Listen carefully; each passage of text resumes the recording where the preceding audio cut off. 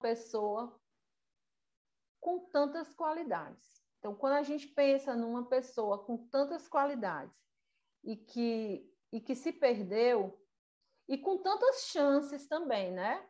Não só qualidades, mas chances também. Teve muitas oportunidades.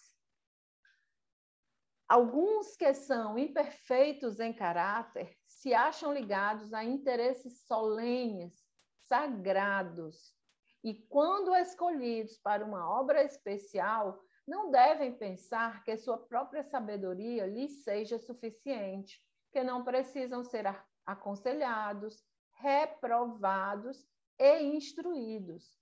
Irmãos, se pensardes desta maneira, separar-vos-eis da fonte da vossa força, e estareis em perigo. Podereis ser abandonados à vossa própria suposta suficiência para fazer como fez Judas, trair vosso Senhor. Então, Judas, nós vimos que ele tinha esse defeito. Ele tinha alguns defeitos de caráter que ficam no recôndito do coração. E nós vamos ver hoje que até o final, os discípulos não haviam percebido quem ele era. Até o final. Então, ele não gostava de ser reprovado, ele não gostava de conselhos, ele se achava muito autossuficiente, ele era egoísta e tinha cobiça, né? Ele alimentava muito a cobiça. Então, nós vamos ver hoje 3 momentos decisivos na vida dele, tá? Então, o primeiro momento, assim, que foram os momentos cruciais, os momentos que decidiram mesmo, porque nós vimos o seguinte, que isso ele veio alimentando, ele já tinha isso quando ele se encontrou com Jesus, ele tinha muitas qualidades, mas ele tinha isso guardado dentro dele, né? Mas, com o passar do tempo, ele foi revelando cada vez mais, mas de uma forma muito sutil. É tanto que os discípulos não perceberam. E 3 momentos marcaram decisivamente as suas tomadas de decisão, porque a tomada de decisão ela é interna, tá? Ela é interna e a gente vai ver fatos que marcaram e que o levaram finalmente a transformar-se no traidor. O primeiro evento foi o discurso de Cristo na sinagoga após a multiplicação dos pães. A partir desse momento, ele tomou uma decisão.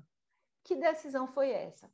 De não ligar-se tão intimamente com Jesus, de não ter um contato muito próximo com Jesus. Mas por que ele tomou essa decisão?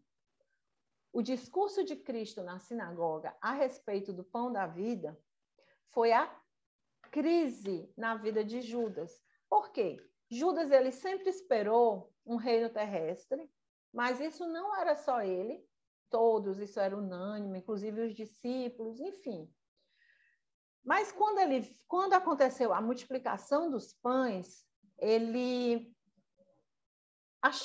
viu ali, ele era muito visionário e ele tinha um conceito de si muito elevado, né? Muito. Então ele viu ali uma grande oportunidade, tipo assim, de Jesus aproveitar e estabelecer o seu reino terrestre. Ele tinha um intuito com isso. Ele queria um cargo bem elevado. E aí ele fez parte da armação que tentaram fazer com que Jesus fosse coroado rei naquela ocasião à força.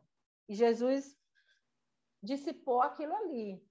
E além de dissipar, Jesus também fez um discurso depois disso, que está lá em João, capítulo 6. Vocês podem deixar a Bíblia aberta em João, capítulo 6. E foi um discurso muito duro para algumas pessoas, né? Esse discurso, inclusive a própria Bíblia diz que muitos disseram que foi realmente um discurso muito duro, né? E para ele, então, foi crucial. Então, ele ouviu as palavras de Jesus: se não comerdes a carne do Filho do Homem e não beberdes o seu sangue, não tereis vida em vós mesmos. João capítulo 6, o verso 53, né? E os próprios judeus estavam disputando muito, teve muito burburinho aquele evento da multiplicação dos pães, né? Então, viu que Cristo, Judas, viu que Cristo oferecia bens espirituais em vez de terrenos. Por isso que no acolhimento de Jesus, Jesus foi duro com ele desde o início. As aves do céu têm ninhos, as raposas têm covis, mas o Filho do Homem não tem onde reclinar a cabeça. Mesmo assim, Judas, né? Judas pensava, não, mas vai chegar um momento, Judas identificava que realmente ele era o Messias, ninguém poderia fazer sinais como ele. Ele chegou a ponto de se encantar muito, de amar, estar perto de Jesus, mas ele percebeu que Jesus não iria oferecer nada terreno. Ele julgava enxergar longe e pensou poder ver que Jesus não teria honras e não poderia conceder altas posições a seus seguidores. Ele começou a perceber isso e aí ele pensou consigo, eu vou ficar assim mais de longe, eu não vou ter uma associação muito íntima com ele. Eu vou vigiar nisso daí. E assim ele fez. Olha, é interessante, porque quando Jesus diz assim, orai e vigiai, a gente deve vigiar para estar cada vez mais próximo de Jesus. Ele é que tomou a decisão contrária. Ele tomou a decisão de se afastar. Ao invés de estar mais próximo, ele tomou a decisão de se afastar. Então, observem os passos. Ele se afastaria de forma sutil, e assim ele fez. Daquele tempo em diante, ele exprimia dúvidas que confundiam os discípulos, introduzia controvérsias e extraviava os sentimentos. E aqui eu quero chamar a nossa atenção, para uma ação que muitas vezes nós fazemos, muitos de nós fazemos, que é exprimir dúvidas, fazer julgamentos em relação às outras pessoas e críticas, introduzir controvérsias. As controvérsias nunca são boas para o povo de Deus, porque o povo de Deus ele deve se unir e não se apartar, né? Então, Judas ele começou a fazer esse trabalho, porque ela começou a perceber que o que Jesus tinha a oferecer não era muito bem aquilo que ele queria. Há tantas vezes repetida a declaração de Cristo de que seu reino não era deste mundo, irritava Judas. Estabelecer um limite de espera à obra de Jesus. Ele colocou um limite, tipo assim, se Jesus não fizer isso até tal ponto, não me interessa mais. Em seus cálculos, João Batista devia ter sido liberto da prisão, mas eis que foi permitido ser ele degolado. Ele não, assim como muitas vezes nós mesmos hoje não entendemos por que Deus permitiu que João Batista fosse degolado, foi meio assim, aos olhos humanos ele foi abandonado. Assim, a mesma coisa hoje, muitos aos nossos olhos é como se estivessem sendo abandonados. E Jesus, em vez de afirmar seu direito real e vingar a morte de João, retirou-se com seus discípulos para um lugar no campo. Judas queria uma luta mais agressiva.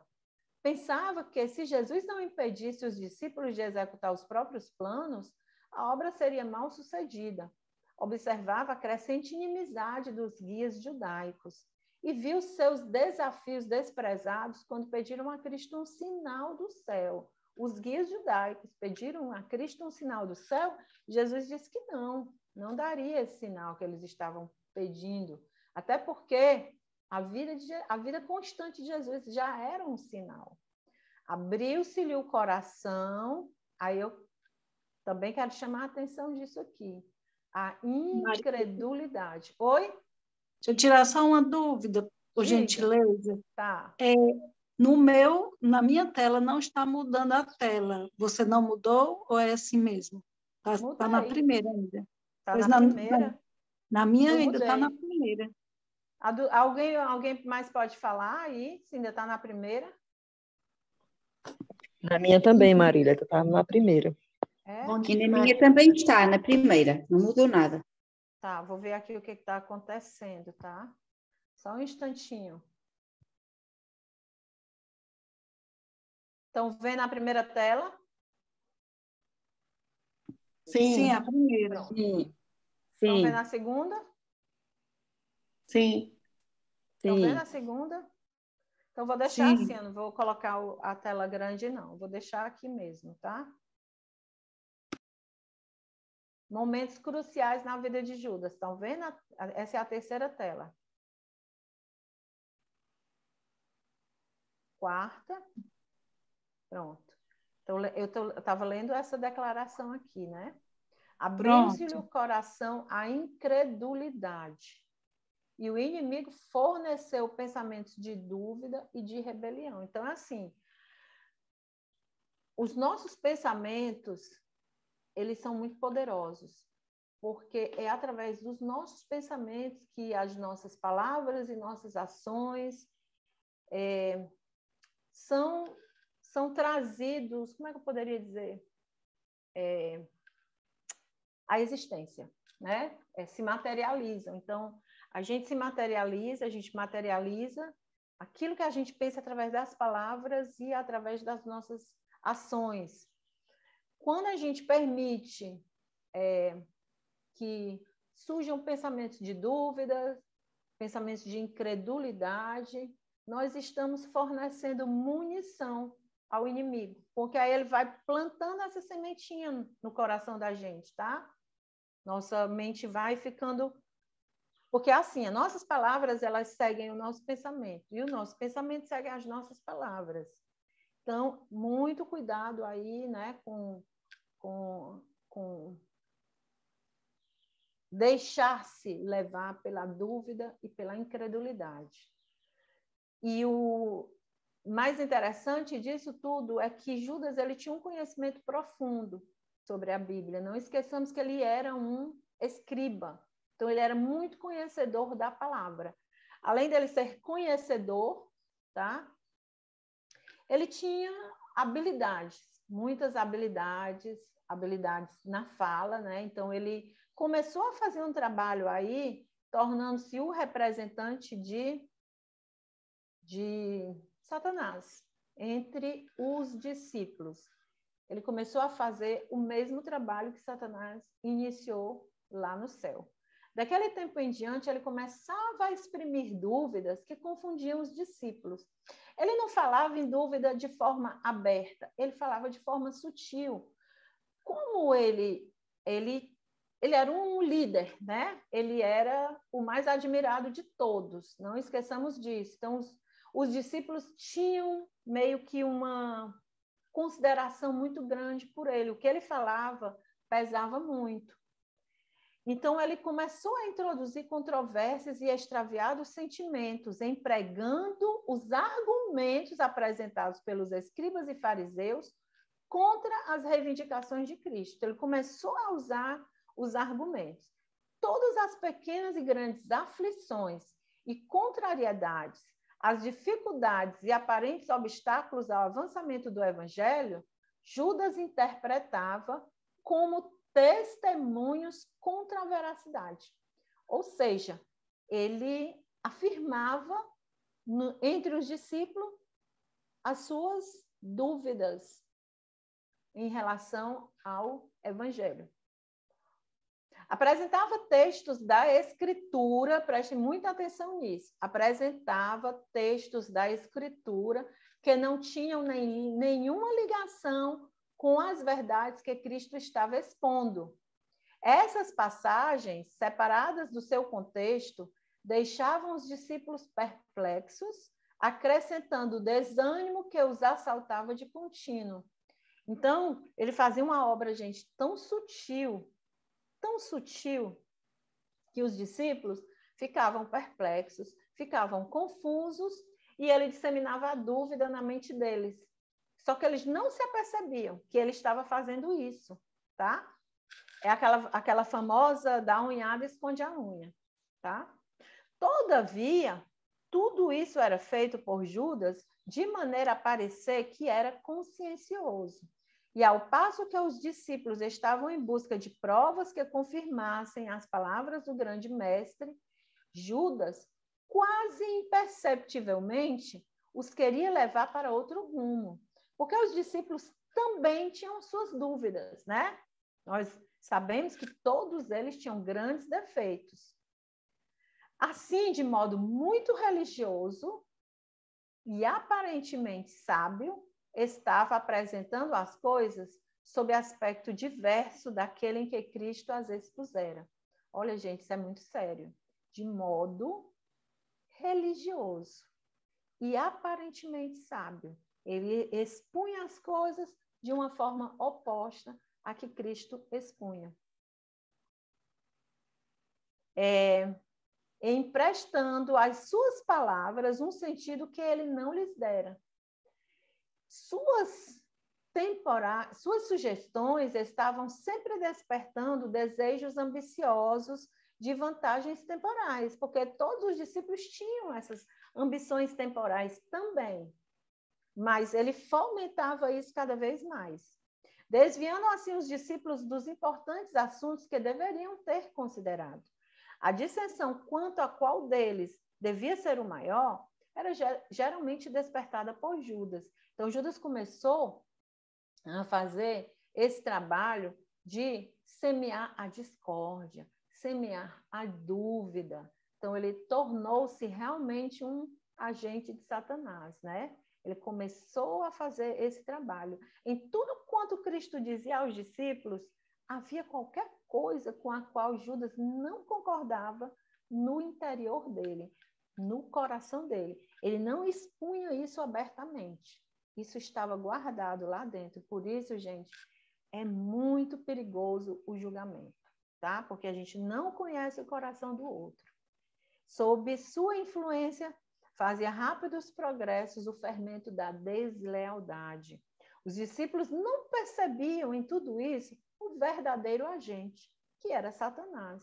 Mas Jesus via que Satanás estava comunicando a Judas os seus atributos e abrindo assim um conduto mediante o qual viria a influenciar os outros discípulos.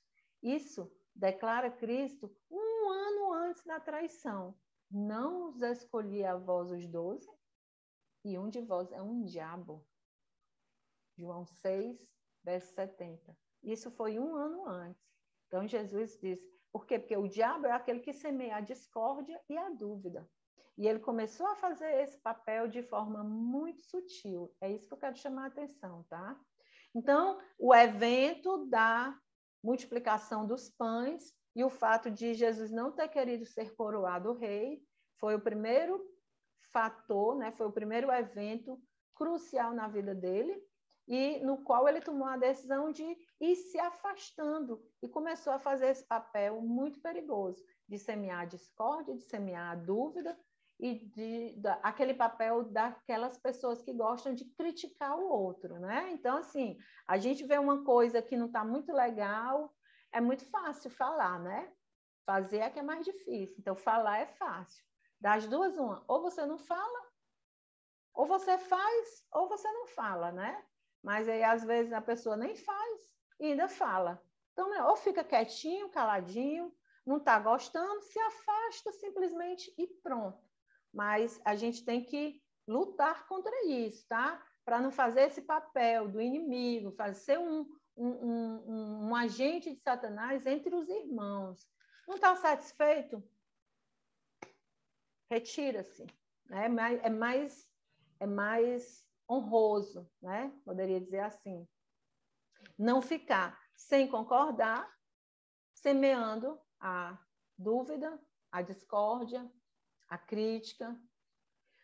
Segundo momento importante, no banquete na casa de Simão, que isso está registrado em João, capítulo 12, os versos de 1 a 7. Então, esse evento aqui também foi muito crucial na vida deles. A partir daqui, ele tomou a decisão de se vingar por ter sido repreendido. Jesus era muito cuidadoso no trato com Judas. Ele sabia que Judas era uma pessoa difícil, né? Embora tivesse todos aqueles atributos positivos que nós já vimos na semana passada, mas Jesus conhecia o íntimo dele, sabia dos defeitos de caráter guardados lá no recôndito da alma e o amava. Sim, tanto quanto a João.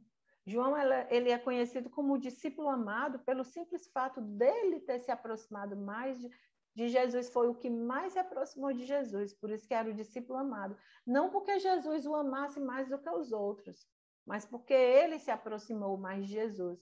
Mas Jesus amava todos eles igualmente, inclusive o próprio Judas. Então, Jesus tinha um cuidado, uma forma de tratar cada um deles, tá? Ele é assim com cada um de nós. E, para mim, a lição maior que a gente tira da história de Judas é essa.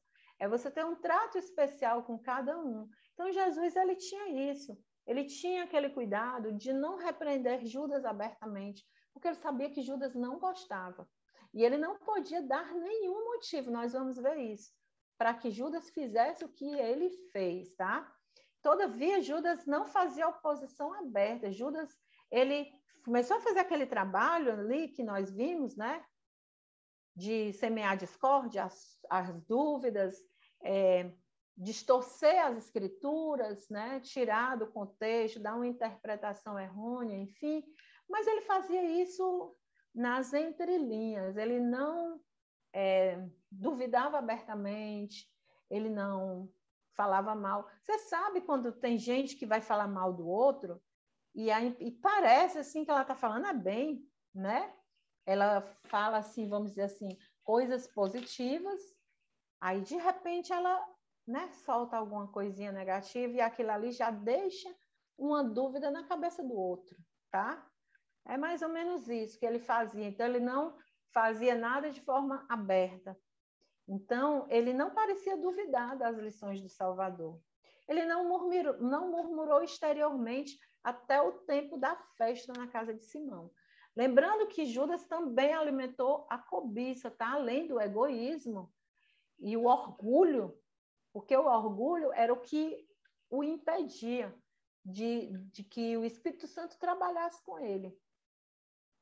Mas ele era muito cobiçoso. É tanto que Jesus deu a ele, qual o cargo que Jesus deu a ele? Cargo de tesoureiro, justamente para ele aprender a lidar com isso. Porque uma das funções do tesoureiro, além da obra da manutenção da causa, né, a manutenção da igreja que estava se iniciando, do movimento que estava se iniciando, era também o de ajudar os pobres, né? Então, assim, os discípulos confiavam muito nele.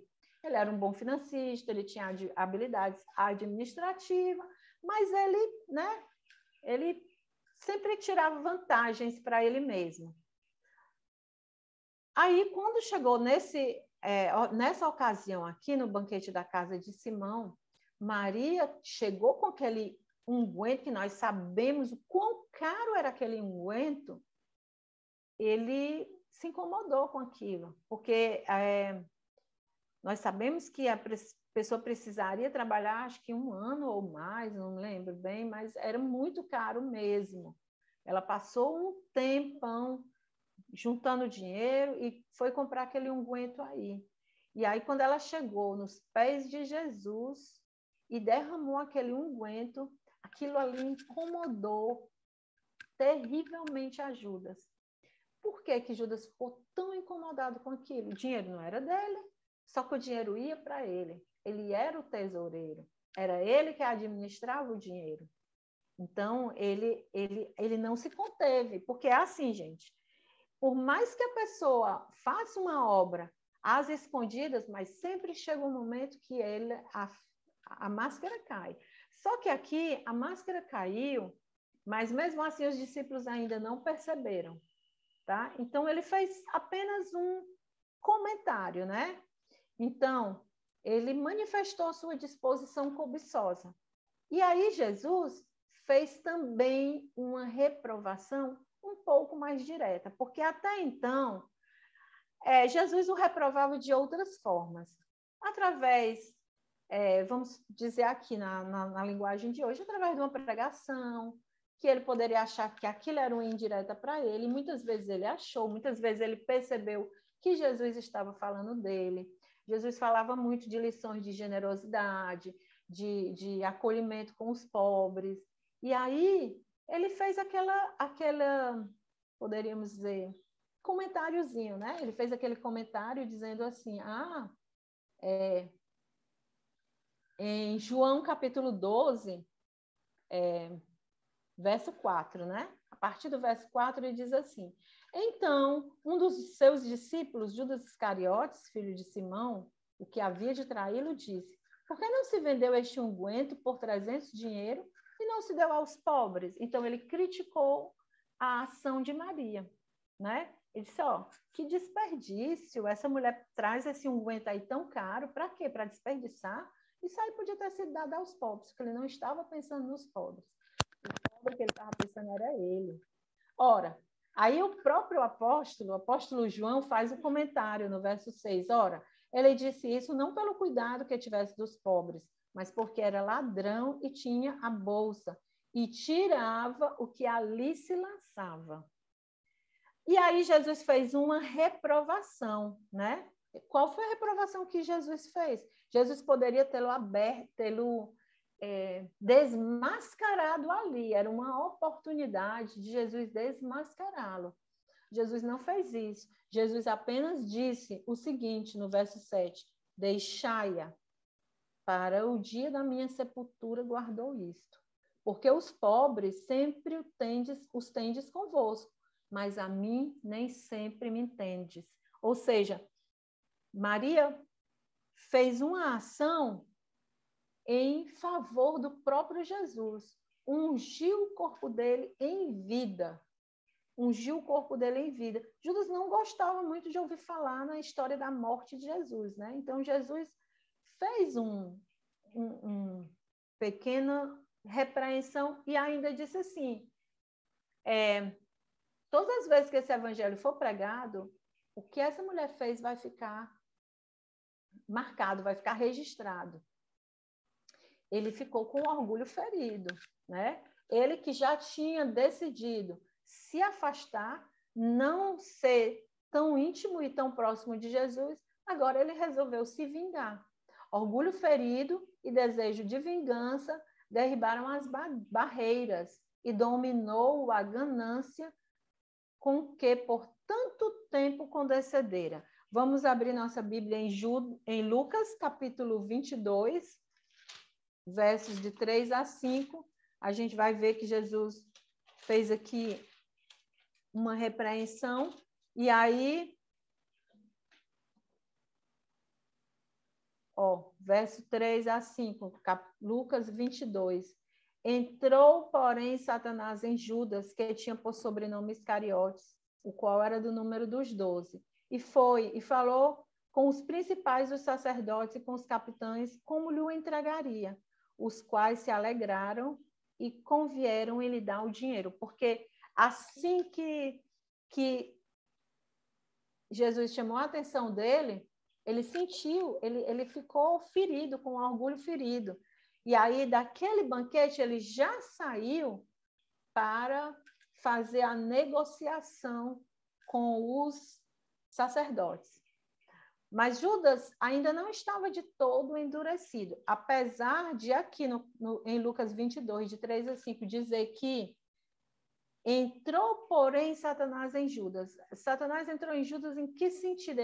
Ele estava com a mente cada vez mais entregue, por conta de dúvidas, de discórdias, da ganância, do orgulho. Então, ele tomou essa decisão, motivado pela vingança, tá? Motivado pela vingança. E aí é interessante também que, quando ele chegou lá,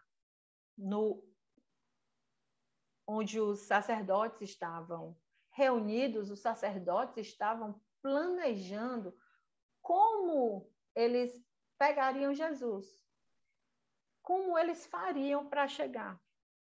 E é interessante que Judas chegou bem na hora. E aí, quando Judas chegou, eles interpretaram como um sinal do céu. Olha que interessante. Eles interpretaram a coincidência de Judas ter chegado exatamente no momento em que eles estavam pensando, né, ali como fariam. Aí Judas chega e fizeram toda a negociação. Mas Judas ainda não estava de todo endurecido.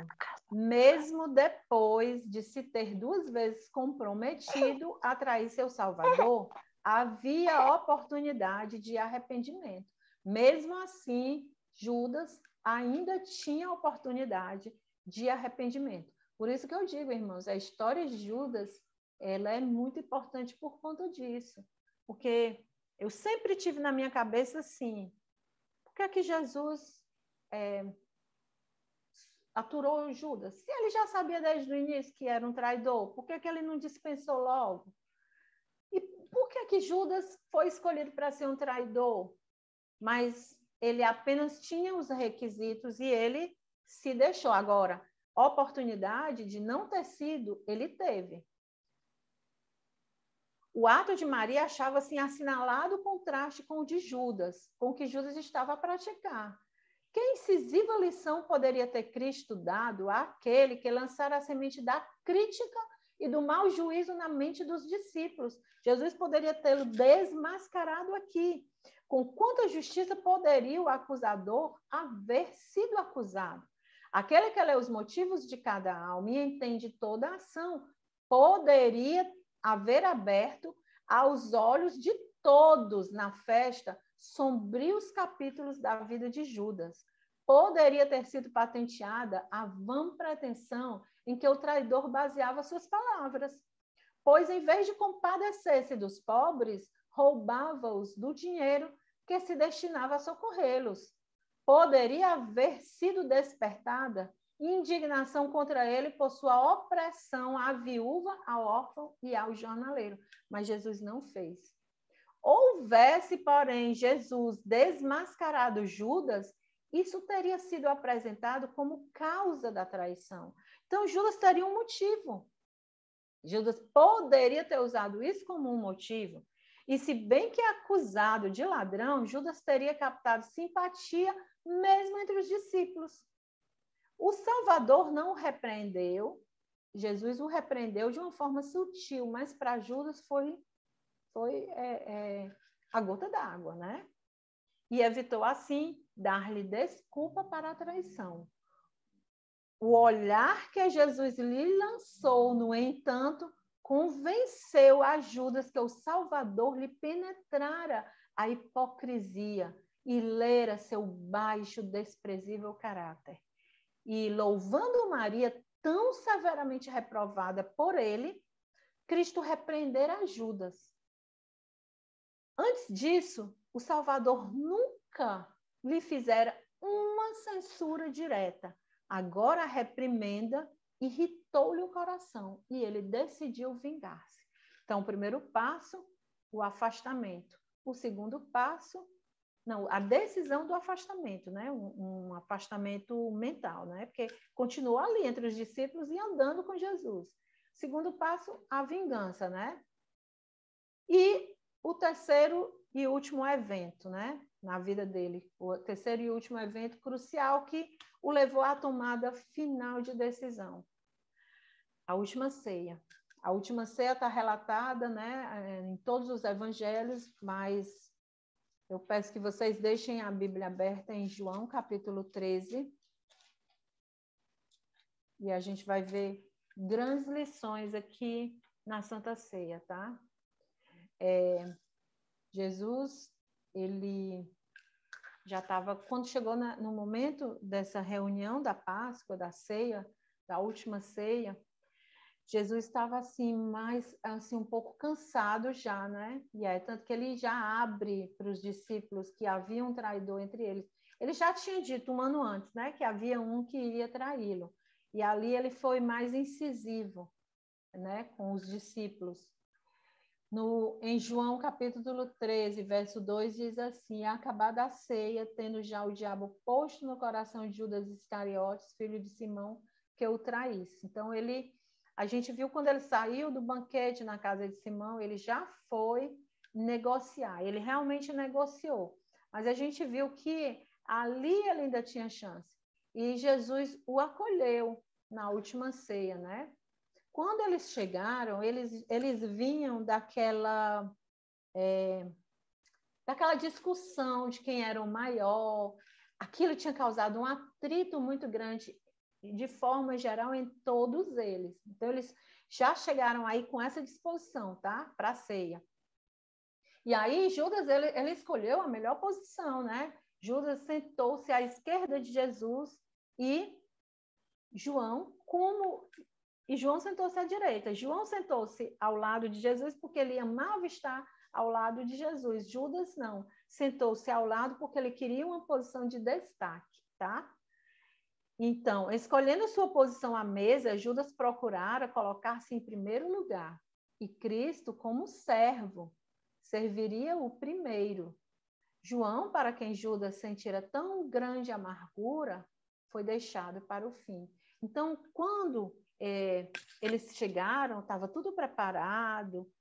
Nessas ocasiões, vinha um servo lavar os pés deles, né? E aí ficou todo mundo lá sentado, né? E esperando esse servo chegar. Jesus também fez aquilo para ver qual deles iria se manifestar. Nenhum se manifestou. E aí Jesus tomou a frente, né? Cingiu os lombos com uma toalha e tomou, então, a posição de servo. Nessas ocasiões, aquele convidado mais importante, o convidado mais importante, era o primeiro a quem o servo lavava os pés. Vocês sabem de quem Jesus lavou os pés primeiro? Isso mesmo, de Judas. Judas foi o primeiro a quem Jesus lavou os pés. Por quê? Porque ele era o mais importante? Não. Porque Jesus estava a ponto de perdê-lo. E Jesus não quer perder nenhuma alma. Então, Jesus sabia que Judas estava ali a um ponto de se perder. A um ponto. Então, ele fez de tudo. Ele fez o possível e o impossível para que Judas não se perdesse. Muito, muito solene, irmão, essas cenas finais aqui. Antes da Páscoa, Judas se encontrara pela segunda vez com os sacerdotes e escribas, fechando o acordo de entregar Jesus em suas mãos. Outra coisa também, quando Judas decidiu trair Jesus, embora ele fez isso por um ato de vingança, mas ele também fez isso como uma forma de ajudar Jesus, tá? Vocês podem conferir isso aí no livro. Todas essas passagens aqui estão no livro Desejado de Todas as Nações, os capítulos 71, 72 e 76, tá? Então, vocês podem conferir. Todas essas passagens aqui são tiradas desses 3 capítulos, 71, 72 e 76. Então, Judas, ele não tinha aquela pretensão, porque eu quero que ele morra.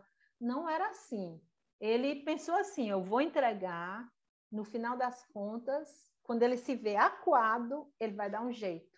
E aí ele vai se revelar como o grande salvador da pátria, mas o salvador ali dos romanos, o salvador terreno, ele vai se revelar, ainda vai reconhecer o que eu fiz por ele, e eu ainda vou ter um cargo de destaque. Esse foi o pensamento dele, tá? Não estou aqui justificando, estou dizendo que ele se equivocou demais, se deixou equivocar, né? Se deixou enganar por conta de seus atributos, de seus pecados acariciados, que ele não quis abandonar, tá certo? Então, todavia misturou-se depois com os discípulos, como se fosse inocente de qualquer mal, interessando-se no preparo da festa. Os discípulos nada sabiam do desígnio de Judas. Eles não sabiam de nada. É tanto que quando ele saiu, que Jesus disse assim para ele, o que tu tens de fazer, faze-o depressa. Os discípulos acharam que Jesus estava falando de alguma coisa que ele tinha que fazer em relação às finanças, ou alguma ajuda que ele ia dar. Eles não entenderam muito bem aquele contexto, tá? Unicamente Jesus podia ler-lhe o segredo. Não obstante, não o expôs. Mesmo assim, ele não foi exposto. Jesus estava sequioso de sua alma. Sentia-se por ele tão oprimido como por Jerusalém, quando chorara sobre a cidade condenada.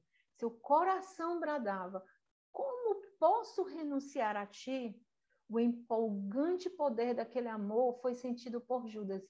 Irmãos, quando ele se abaixou para lavar os pés de Judas, o olhar dele penetrou. Judas sentiu por um instante, quando Jesus tocou nele, lavando-lhe os pés e olhando fixamente para ele, Jesus sentiu, olha aqui, ó, quando as mãos do Salvador estavam lavando aqueles empoeirados pés e enxugando-os com a toalha, o coração de Judas comoveu-se intensamente com o impulso de confessar no mesmo instante e ali mesmo o seu pecado. Então, ele teve o impulso de confessar. Ele sentiu aquele amor. Mas era uma humilhação muito grande para ele. E aí ele resistiu a esse sentimento. Endureceu o coração contra o arrependimento.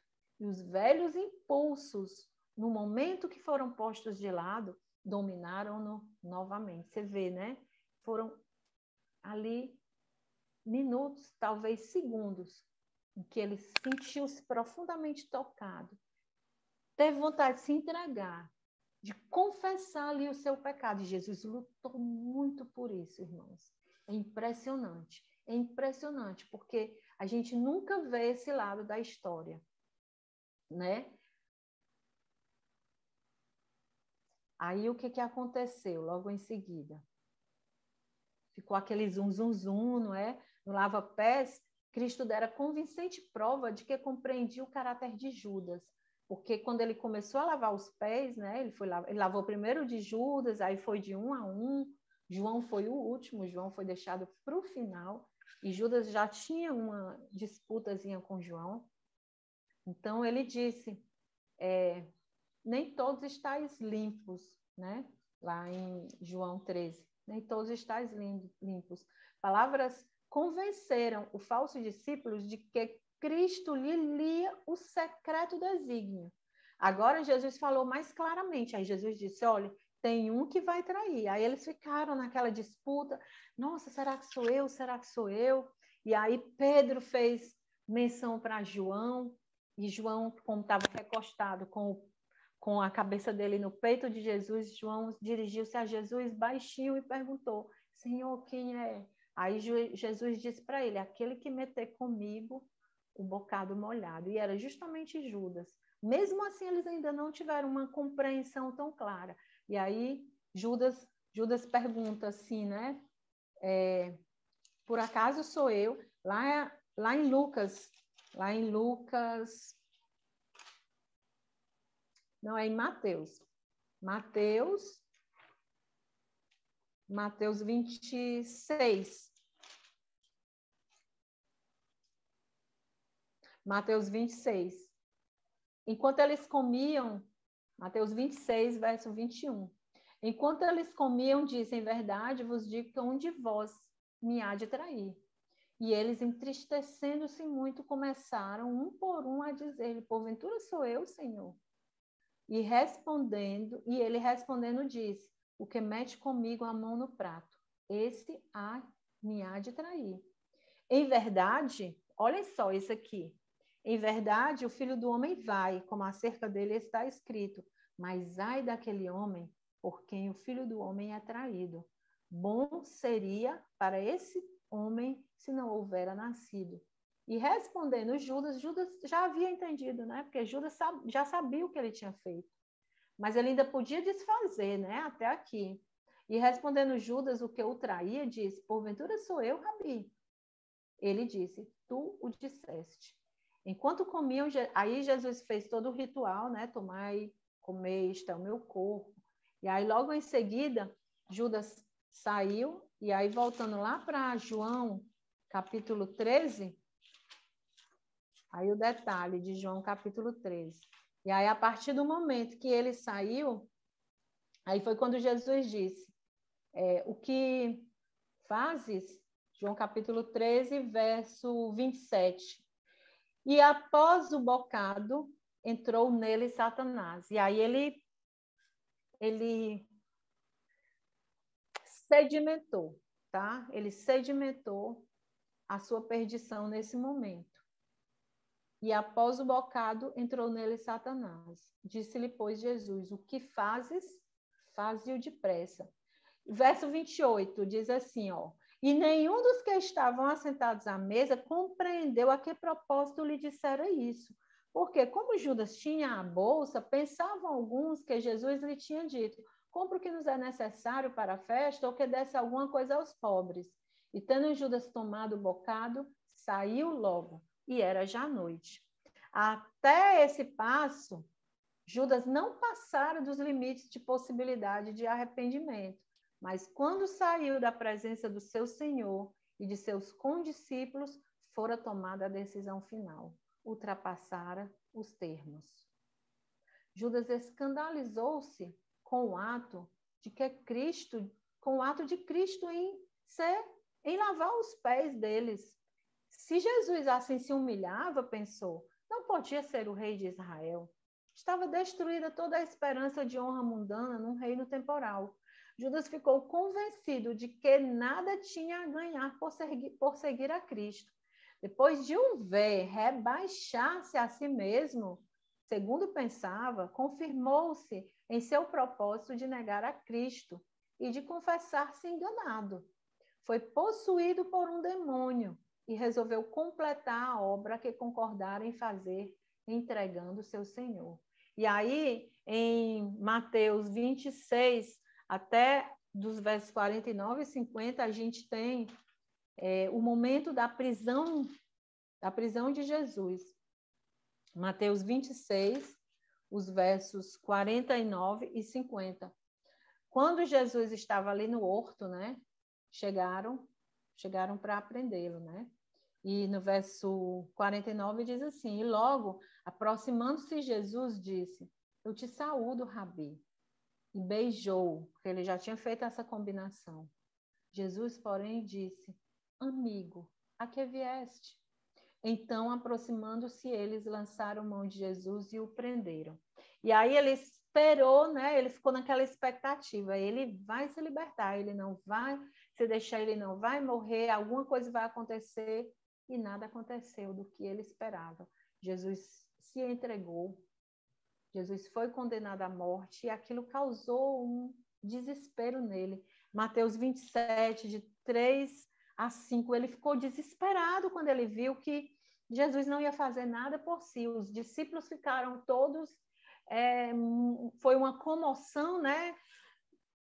Se apartaram todos, né? Ficaram decepcionados, todos eles, ninguém sabia o que fazer.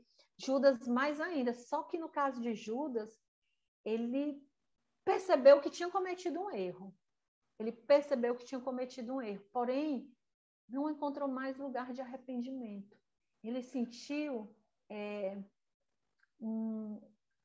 é só o reconhecimento mesmo do erro, que a gente chama de... Semana passada foi a Giane que me falou. Se vocês lembrarem aí da palavra, remorso. Isso. Sentir um remorso. O que é o remorso? É o reconhecimento que você fez algo errado e que vão vir consequências terríveis para você, para a sua vida. E você não vai conseguir viver com aquilo. Aí é onde entra o desespero. Acabou a esperança, tanto para a vida futura como para essa própria vida. Acabou a esperança. ele não encontrou mais lugar de arrependimento.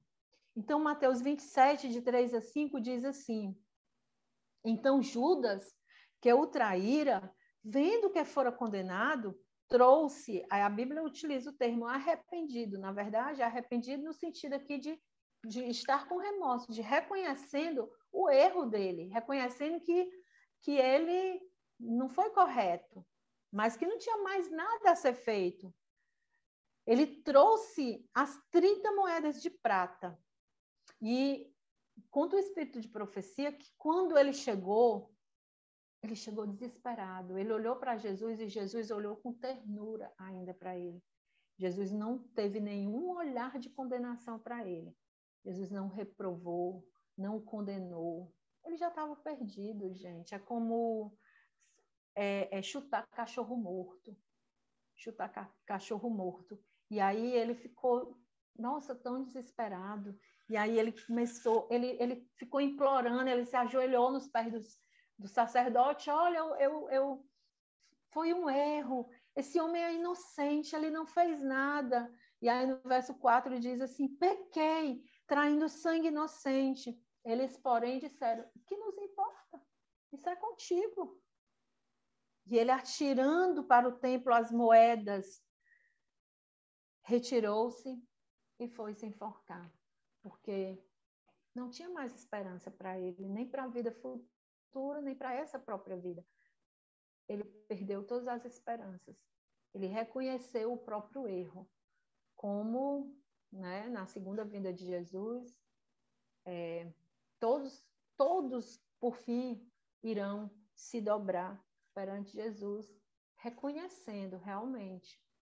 Mas nós vimos aqui os passos, né, que Judas foi dando, e nessa história temos muitas lições a tirar dessa história. Poderíamos tirar lições tipo de nunca julgarmos, principalmente pela aparência, tirarmos lições, né, da questão de você acariciar um pecado e contemporizar com ele, do afastamento que muitas vezes nós tomamos a decisão de forma sutil, a questão de semear as dúvidas, as discórdias entre os irmãos, principalmente. Mas, para mim, irmãos, a maior lição dessa história é o trato de Deus para conosco. No trato de Jesus com Judas, ele mostra o trato de Deus com a raça pecadora, com a raça rebelde, assim como nós somos. Então, é o amor de Jesus pelos pecadores, tá? Que eu quero que fique a mensagem para nós nessa manhã. Admirável fora a longanimidade de Jesus no trato com essa alma tentada. Desde o início, Jesus sabia da potencialidade desse homem ser o traidor, mas Jesus lutou com ele no momento. Vocês viram ali, né? Naquele momento da última ceia, Jesus lutou com ele. Coisa uma que pudesse salvar Judas deixara de ser feita. Depois de ele haver, por 2 vezes, tratado a entregar seu Senhor, deu-lhe ainda Jesus a oportunidade de arrependimento. Lendo o secreto intento do coração traidor, Cristo lhe deu a última cabal prova de sua divindade. Isto foi para o falso discípulo a derradeira chamada ao arrependimento. Não por nenhum apelo que o coração divino humano de Cristo pudesse fazer. As ondas de misericórdia, repelidas pelo obstinado orgulho, volviam em mais poderoso volume de subjugante amor. Se bem que Jesus conhecesse Judas desde o princípio, lavou-lhe os pés. E o traidor teve o privilégio de unir-se com Cristo na participação do sacramento. Um longânimo Salvador empregou todo o incentivo para o pecador o receber, arrepender-se e ser purificado da contaminação do pecado. Esse exemplo nos é dado a nós quando supomos que alguém está em erro e pecado, não nos devemos apartar dele. Não devemos, por nenhuma indiferente separação, deixá-lo presa da tentação ou empurrá-lo para o terreno de Satanás. Esse não é o método de Cristo. Então, essa história nos ensina o método de Cristo com almas tentadas. E essa alma aqui era uma alma tentada no seu interior. Então, outra grande lição que a gente tira aqui é a questão do autoconhecimento, da gente estar se vigiando, de estar se policiando, para que a gente não deixe que o orgulho nos segue, porque o orgulho ele impede o Espírito Santo de agir no coração. Então, que Deus possa nos abençoar hoje e sempre, que nós possamos sempre tirar essas lições de como tratar com os nossos semelhantes. Que Deus possa implantar em nosso coração o seu amor, assim, de nós uns com os outros, né? Que nós possamos ser conhecidos pelo amor. Que Deus possa nos abençoar. Amém, Marisa. Muito obrigada pela mensagem, viu? Muito reflexiva, muitas lições. Que Deus nos conceda a sua misericórdia, né? Enquanto a porta da graça está aberta. Exatamente. Nesse momento, nós vamos fazer uma oração para finalizar, né? A Marisa vai fazer uma oração.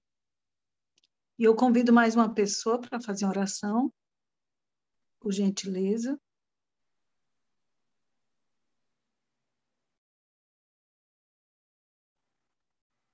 Pronto, eu vou fazer a oração. Aí mais uma ou mais duas? Pronto, a Júnia faz uma outra oração e eu canto um hino depois. Tá bom. Então vamos orar. Nosso querido Pai que estás nos céus, nós te agradecemos imensamente, Senhor, porque nós não compreendemos. A nossa mente finita não consegue compreender e alcançar o teu amor infinito, Senhor. A tua longanimidade, a tua paciência com uma raça caída, com uma raça rebelde que somos nós. Implanta, Senhor, esse amor em nosso coração.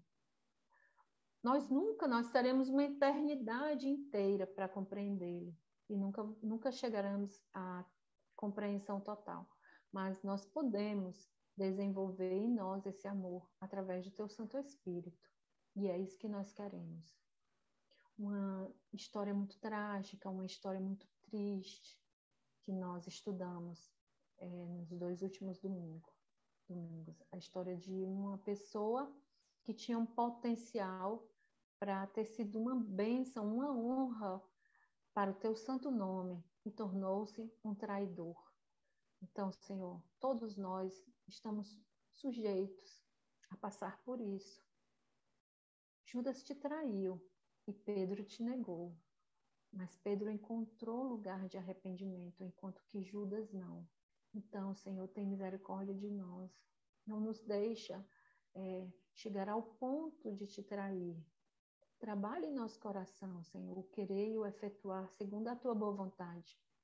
E nos ajuda, Senhor, a buscarmos o autoconhecimento, a buscarmos a união cada vez maior contigo, a aceitarmos as tuas repreensões e as repreensões dos nossos irmãos. Nos repreende, Senhor, quando estivermos semeando, lançando a semente da dúvida, da discórdia, da crítica entre os nossos irmãos. Nos ajuda, Senhor, a não sermos agentes de Satanás em nosso próprio meio, entre os nossos irmãos.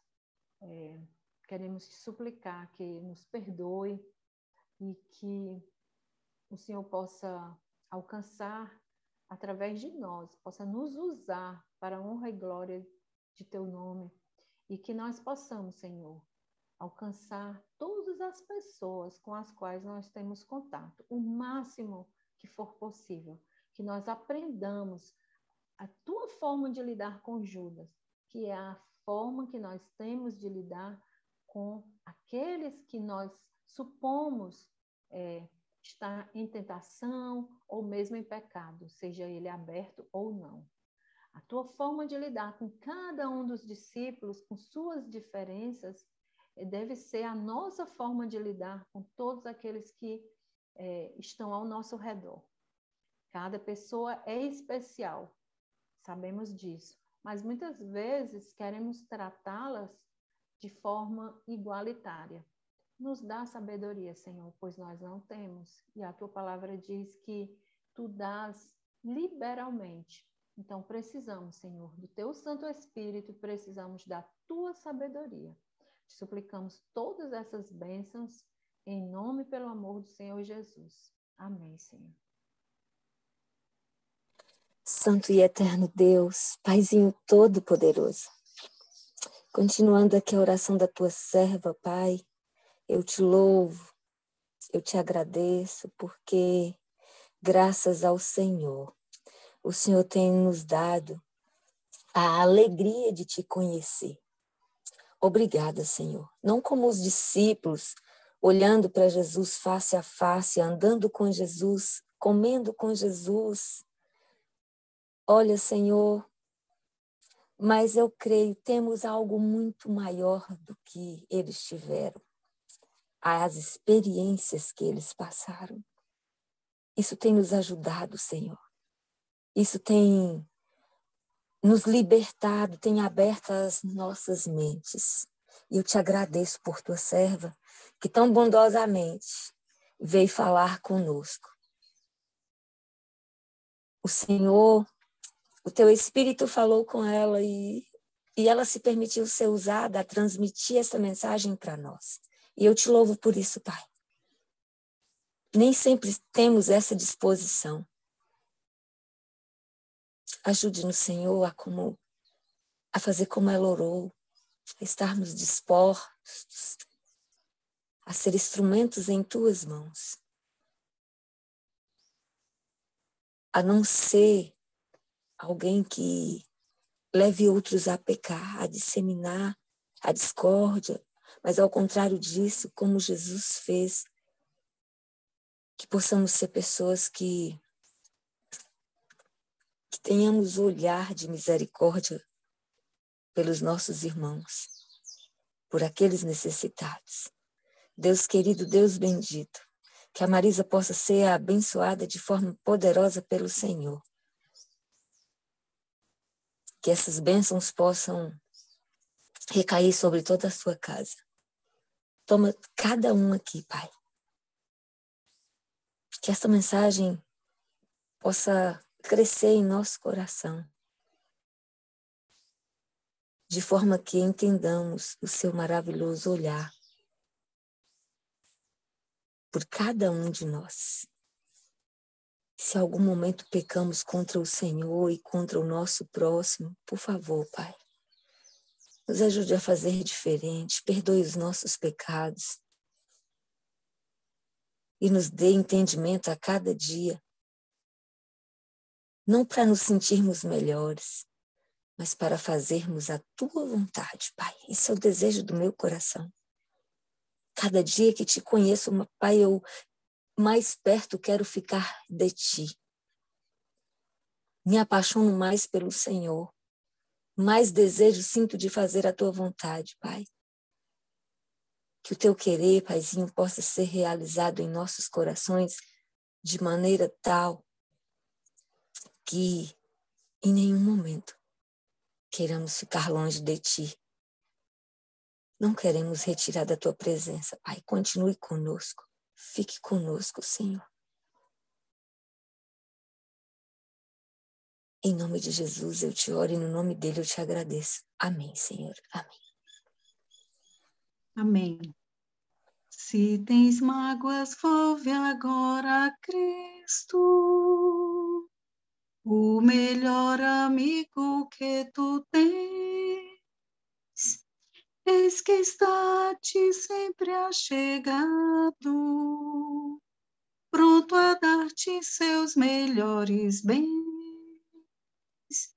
Leva, Cristo, as tuas mágoas, vai com ele ter, vai sem mesmo te deter. Leva, Cristo, as tuas mágoas, que ele as muda todas em prazer. Se a ingratidão ferir-te a alma, se amarguras vêm ao coração, vê então que Cristo está ao lado e te dá consolo na aflição. Leva, Cristo, as tuas mágoas, vai com ele ter, vai sem mesmo te deter. Leva, Cristo, as tuas mágoas, que ele as muda todas em prazer. Cristo compreende as tuas dores, quer tua alma enferma restaurar. Oh, confia em seu amor imenso, que só ele pode alívio dar. Leva, Cristo, as tuas mágoas, vai com ele ter, vai sem mesmo te deter. Leva, Cristo, as tuas mágoas, que ele as muda todas em prazer. Amém. Mais uma vez, quero agradecer a Deus pela mensagem para nós esta manhã, vinda do céu, né? Quero agradecer a Marisa, que se dispôs a compartilhar conosco, e convido agora para o segundo momento, que é para as considerações. Se alguém deseja compartilhar suas considerações, são muitas lições. É certo que também já são 6:30 da manhã, né? Mas podem ficar à vontade, queridas, porque esses momentos é como se fosse, vou dizer aqui com minhas palavras humanas, né? Um PG, uma terapia, assim como a escola sabatina, que nós temos chance de falar, de compartilhar o que a palavra de Deus colocou no nosso coração, ou compartilhar compartilhar alguma coisa, não é? É muito importante porque isso nos fortalece. E a própria Marisa, que trouxe a mensagem, ela também é tocada pelas nossas considerações. Então, eu vi que a Heloísa levantou a mão, não, lembrando que as nossas considerações também devem ser sucintas, assim como as orações. Seja bem-vinda, minha querida. Bom dia. Pode Bom compartilhar. dia. Bom dia. Estão me ouvindo? Sim. Ah, tá. Bom, então, o que eu entendi, né, um paralelo aqui que eu quero até ver com a Marisa se é isso mesmo. Quando eu li Patriarcas e Profetas, né, eu vi algo assim muito semelhante a Judas na pessoa de Lúcifer. Lúcifer também, né, a Bíblia relata que ele era o anjo mais bonito, né? Judas era, pelo que ela falou na semana passada, Judas era um homem bonito, inteligente, falava bem, era influente. E assim também era Satanás com os anjos. E quando Judas aqui também, né, ele morre, né, que ele suicida, eu vejo também uma fala de Satanás com os anjos, né? Em Patriarcas e Profetas fala que os anjos, muitos anjos quiseram voltar atrás, mas Lúcifer disse para eles que eles foram longe demais, né? Então, assim também talvez foi com Judas, né? Ele foi longe demais, ele não viu solução, e por isso muitos daqueles anjos que ouviram a influência ali de Lúcifer, né? Então hoje a Marisa também falou que Judas, ele falava ali, né, semeava a dúvida individualmente ali nos discípulos. E também lá no livro Patriarcas e Profetas fala que foi isso que o Lúcifer fazia com os anjos.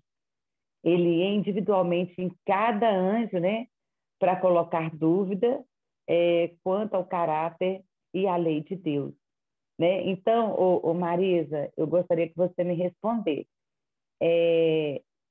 Na Bíblia sempre tem o tipo e o antítipo. Sim. Né? Lúcifer Sim. é um tipo de Lúcifer? De Sim. Satanás? Sim, com certeza. Ele se deixou, ele tinha todos os atributos que Satanás tinha, inclusive, como você mesmo falou, no aspecto do estereótipo, no aspecto físico, né? Ele era realmente o mais bonito, o mais alto, o mais elegante, o que tinha melhor vocabulário, o que se vestia melhor, o mais influente, o mais admirado, enfim, né? Todos os outros discípulos se orgulhavam de tê-lo entre eles. Inclusive, ele foi recomendado a Jesus, né? E Lúcifer também era assim. Lúcifer ocupava uma posição abaixo de Jesus, era Lúcifer. Lúcifer era a posição mais, né, mais alta. Ele era admirado pelos outros anjos. E ele tinha isso. Ele tinha a vaidade, né? Ele quis a ganância, que ele quis ocupar um cargo que não lhe pertencia, mas ele quis porque quis. Tinha a questão da vaidade, né? Que ele, a própria Bíblia fala, né? Que ele corrompeu o teu coração por conta da tua formosura, né? Então ele tinha a si mesmo em alta conta, né? Ele começou a admirar-se de si mesmo, né? Sem reconhecer que tudo que ele tinha vinha de Deus, né? E a questão do orgulho, da cobiça, né? E aí ele começou a fazer esse papel entre os anjos, de disseminar e fazer um papel nas sombras, né? Oculto, não fez isso abertamente inicialmente. Judas fez a mesma coisa. Ele começou a semear a discórdia, a dúvida, as críticas entre os discípulos. Como ele era muito conhecedor da palavra, ele distorcia e ele fazia tudo isso de forma que não parecia que ela estava fazendo, né?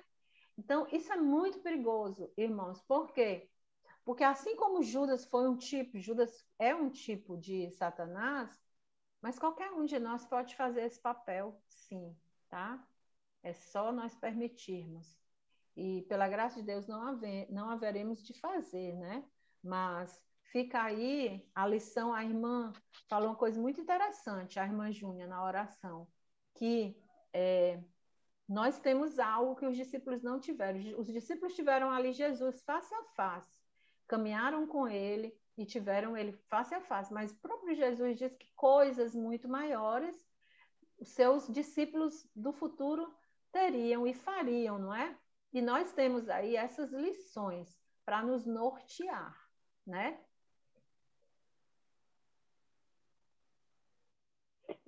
Marisa, é interessante, né, que nessas todas as descrições, né, que você confirmou aí, a gente tem então a presença, né, o tipo, né, de Satanás na pessoa de Judas, que na hora de sentar ali na hora da ceia, né, ele foi sentar-se ao lado de Jesus, né? Então é isso que Lúcifer, né, também queria, né? Ele queria não estar sentado do lado de Jesus, mas ele queria ser o próprio Jesus, né? Então, como as personalidades elas são iguais, né? Quando é isso aí que você falou, quando você pode ser usado por Jesus, você fica parecido com Jesus. Mas se você se permite ser usado por Satanás, você vai replicar os mesmos traços de Satanás, né? E isso é um grande perigo, né, para cada um de nós, porque uma das coisas assim que eu vejo que é triste hoje no meio do nosso povo, né, é exatamente esse comportamento de você ir a semear a dúvida no coração, né, das pessoas quanto ao caráter, né, dos irmãos, falar mal das pessoas. Você vai a um, vai atrás de um, vai atrás de outro, vai atrás de outro, falando mal ali né, dos irmãos. E muitas vezes nem se fala mal abertamente, né? Na sutileza, o que é pior, né?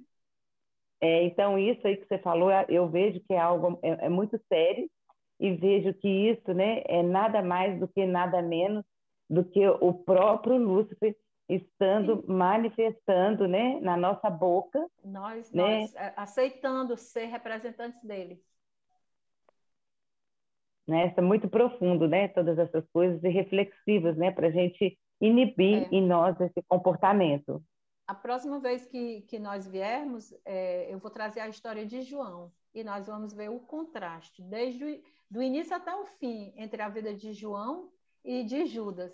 João era o oposto de Judas. João era o pior de todos os discípulos e tornou-se o mais parecido com Jesus. João tornou-se tão parecido com Jesus, mas aguardem as cenas do próximo capítulo. Mas é impressionante a história de João, impressionante também. Obrigada, Marisa. Obrigada, Heloísa, pela participação, viu? Muito importante. É sempre bem-vindo às suas considerações. Júnia, você levantou a mão? Sim, Jeane. Bom dia, Marisa, bom dia a todos. Deus seja louvado, né? Por essas reflexões, por esse entendimento. Eu confesso que nos últimos dias assim, eu estou com muita dificuldade com a sala. Quando não é uma coisa, é outra. Mas Deus seja louvado, porque hoje eu consegui pegar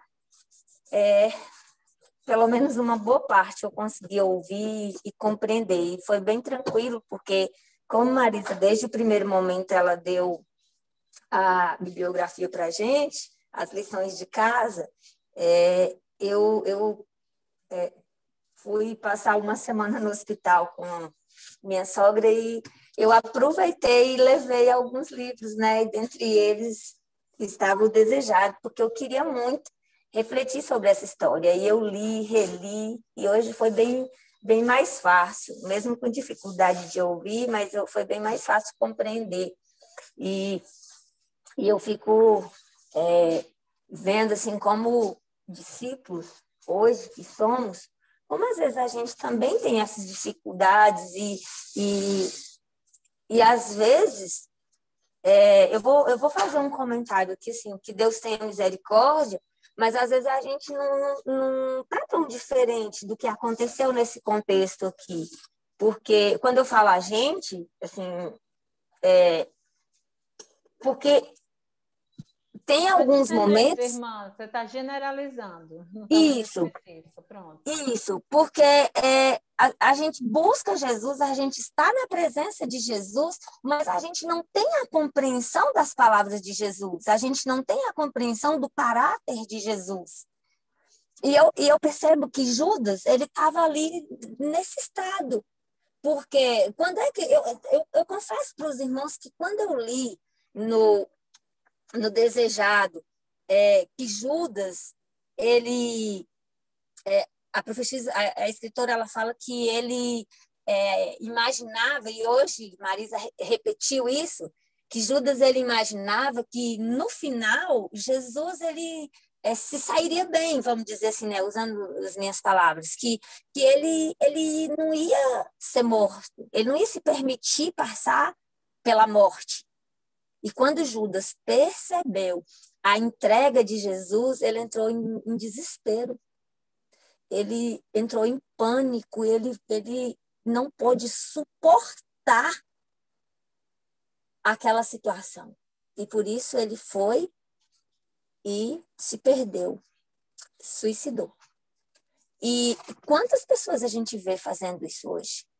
Cometendo atos e assim, se colocando de maneira tal nas mãos do inimigo, se permitindo entrar nas façanhas do inimigo, que de tal forma que no final fica insuportável, a pessoa não consegue.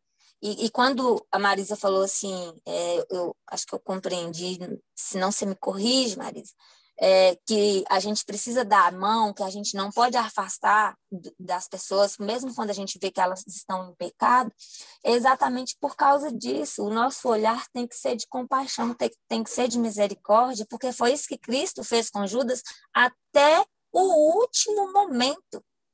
Jesus, ele olhou com compaixão para Judas. Judas é que não suportou, ele é que não se entregou, ele que não deu conta de dizer para o mestre, perdoa-me. E ali, e a gente precisa ter esse olhar de compaixão para que as pessoas também não entrem nesse desespero, para que as pessoas tenham a oportunidade de serem salvas, ainda que no último instante.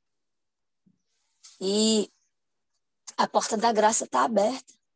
Nós precisamos entender que vivemos oportunidades de salvação e de salvar. As pessoas precisam ser salvas. E nem todo mundo, na verdade, ninguém vai conseguir ser salvo sozinho. Nós vamos ser salvos pela graça de Cristo Jesus.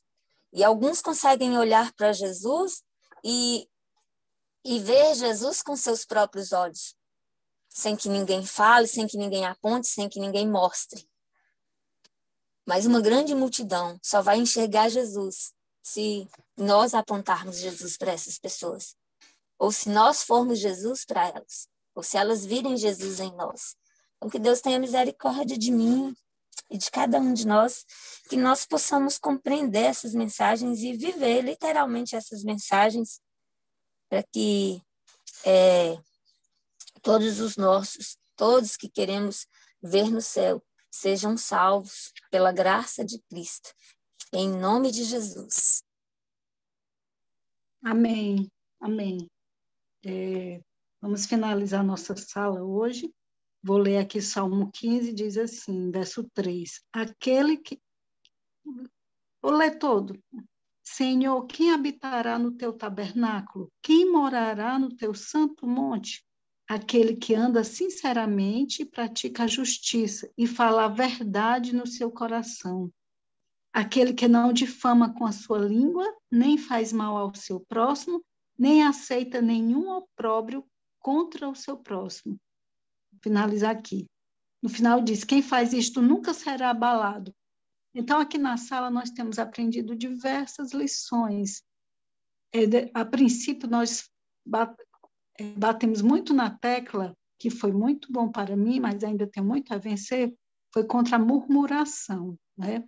E agora, Deus está colocando no nosso coração que nós temos que batalhar contra a fofoca, contra falar alguma coisa do seu irmão, da pessoa. Eu vou só fazer aqui um comentário.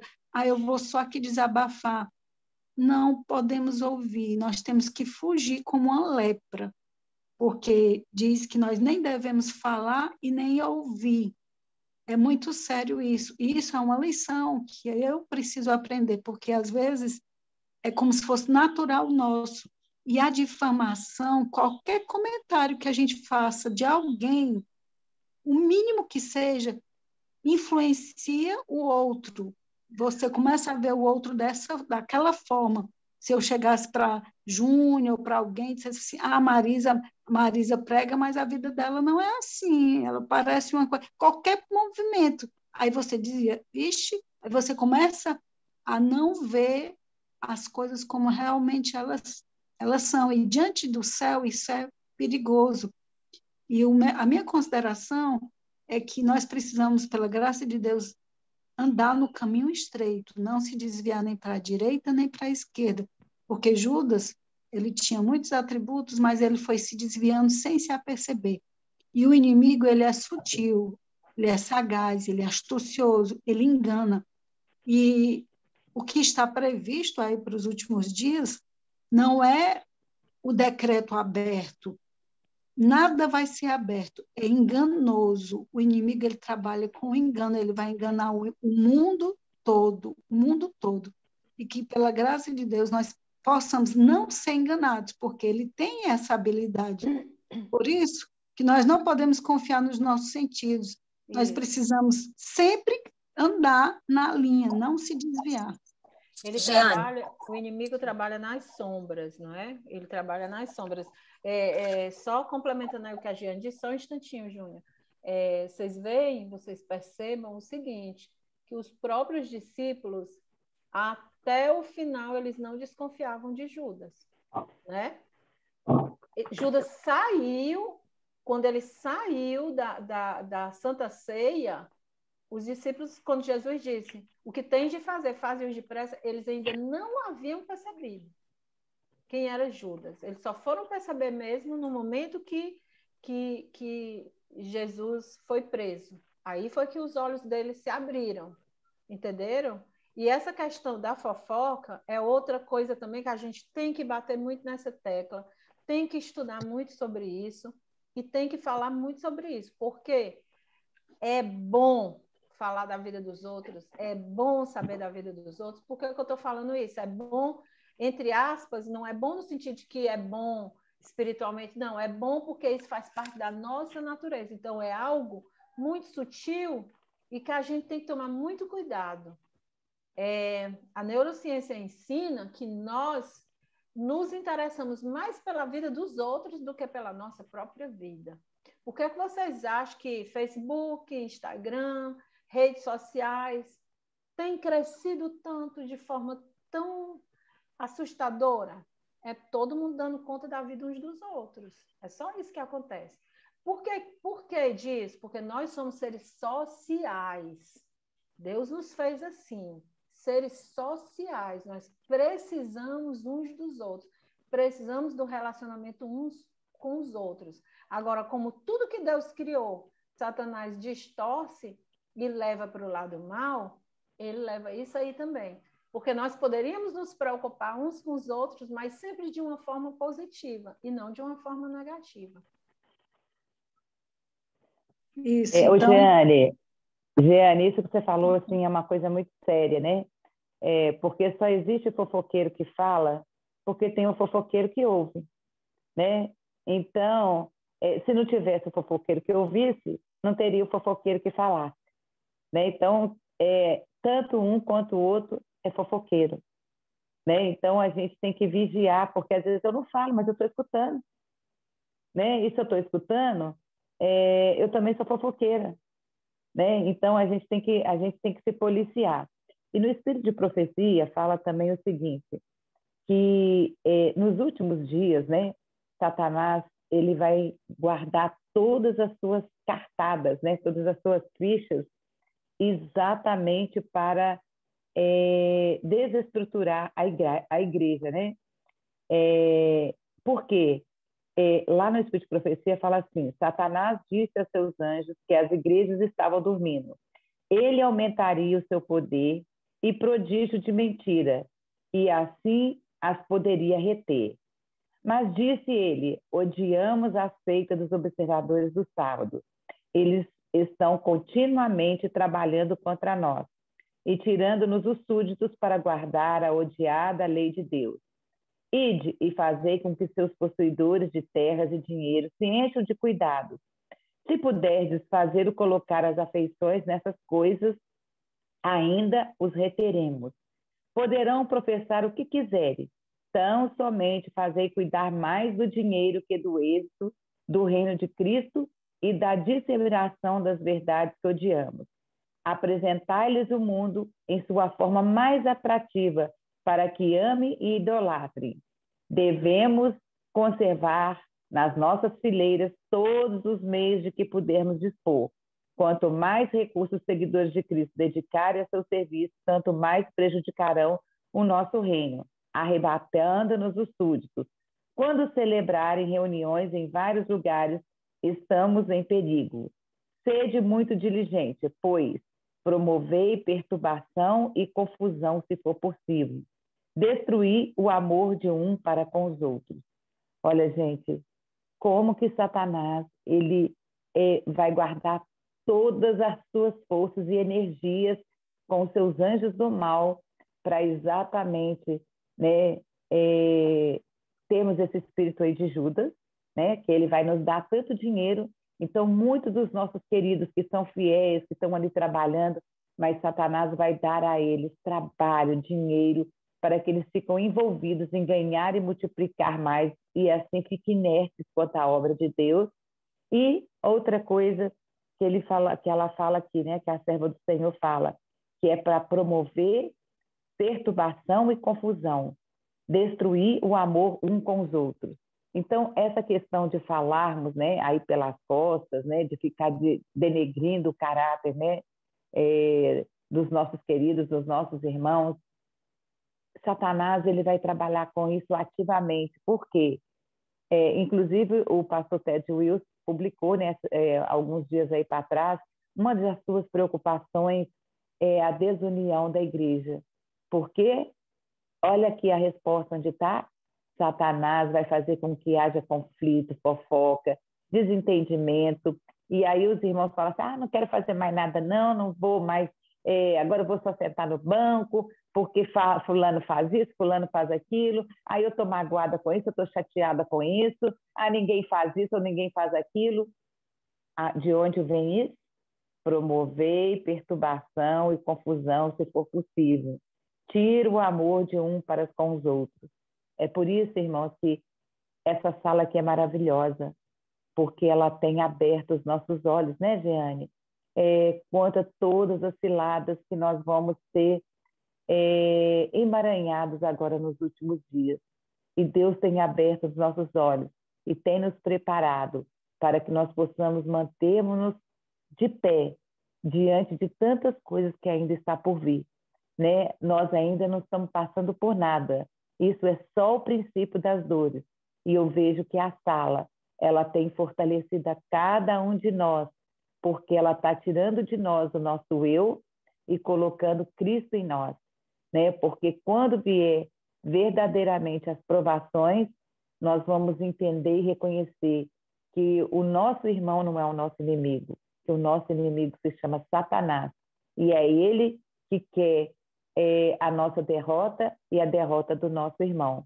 E que muitas das vezes eu posso estar sendo usada para destruir a vida do meu irmão, ou que o meu irmão também está destruindo, né? Usando a vida dele para destruir a minha vida. E se sou eu que estou fazendo isso, glória a Deus que estamos aqui. E hoje estamos entendendo, né, que só existe fofoqueiro que fala porque tem fofoqueiro que ouve. Então, se eu sou fofoqueira que fala, eu tenho que parar de falar. E se eu sou fofoqueira que ouve, eu tenho que parar de ouvir, né? Então, é Deus nos corrigindo a cada manhã. Glória a Deus que estamos aqui. Amém. Então, nós convido a irmã Terezinha para fazer uma oração. Você pode, irmã Terezinha? Posso, sim. E a Panira, você pode colocar um hino final? Sim, Jeane, posso sim. Pronto, então, obrigada pela participação de todos, que o Senhor possa ter compaixão de nós, e está tendo compaixão, porque a gente viu aí o final de Judas, né? Nas escolhas dele, em ele sair da vereda do justo, né? Em contemporizar com pensamentos negativos, pessimistas, de desânimo e eu até anotei aqui, de discórdia, de cobiça, de orgulho, de soberba, tudo que Deus não aprova, né? Então, irmã Terezinha pode orar. Muito obrigada, Marisa, que Deus nos abençoe, nos conceda uma feliz semana e que possamos orar uns pelos outros, porque nós estamos aproveitando esses momentos de oportunidade que Deus está nos concedendo, porque tudo isso vai nos ser tirado. A partir de janeiro, muitas coisas vão mudar e nós não sabemos como será. Então, que Deus possa nos abençoar, ter misericórdia de nós e que um dia possamos todos estar reunidos no céu. Amém. Amém, amém. Vamos orar, então? Maravilhoso Deus, nosso Pai querido, nós não temos palavras, Paizinho querido, para expressar a nossa gratidão pela Tua mensagem, pela Tua palavra. Cada manhã nessa sala, nós aprendemos tanto do Senhor. O Senhor tem manifestado o Teu poder na vida dos Teus filhos, das Tuas filhas, que o Senhor tem trazido, Pai, para trazer mensagem. Quero agradecer ao Senhor pela mensagem maravilhosa que a Maísa trouxe para nós. Eu quero colocar a vida dela nas tuas mãos, Pai. O Senhor conhece as necessidades dela. Toma em tuas mãos ela e toda a família dela e abençoa, Pai, e continua usando ela cada vez mais poderosamente. Quero apresentar diante do Senhor todos, Pai, que participaram desta sala nesta manhã, aqueles que não puderam entrar, mas que têm o costume de entrar, mas que hoje não puderam entrar. Quero pedir ao Senhor, visita cada um, Pai, e abençoa cada um. Pai, nós temos uma necessidade conjunta, que é do batismo do Espírito Santo, que é o teu poder. Tudo que nós falamos, Pai, tudo que foi comentado, que foi falado, que nós precisamos do teu poder. Nós precisamos do batismo do Espírito Santo para nós colocarmos tudo em prática. E nós queremos, Pai, andarmos com o Senhor. Nós queremos preparar para a tua breve volta. Nós sabemos, como a irmã falou, que dias difíceis, piores ainda virão. Estão vivendo em dias difíceis, mas dias piores virão. Os enganos, Pai, da qual Satanás está preparando, são terríveis. E o Senhor diz na tua palavra que se fosse possível até os eleitos serem enganados. Mas nós, Pai, clamamos ao Senhor. Meu Deus, derrama sobre nós o teu Santo Espírito e não deixe nenhum de nós sermos enganados. Nos dá sabedoria, nos dá poder, nos dá força para nós colocar tudo que nós temos, que o Senhor tem mostrado para nós na tua palavra, nos ajuda a viver. Nos ajuda, Senhor, a andar de acordo com a luz que o Senhor tem dado a cada um de nós. Dás um dia na tua presença, uma semana debaixo dos teus cuidados. É o que nós te pedimos, Pai eterno, em nome e por amor do nosso Senhor e Salvador Jesus Cristo. Amém.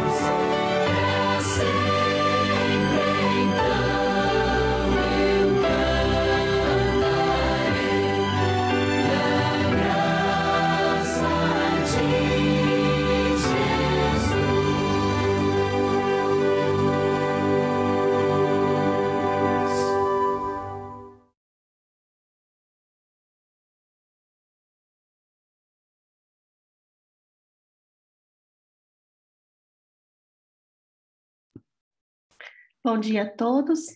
Eu vou encerrar a sala nesse momento. Fiquem com Deus e um bom domingo. Até amanhã.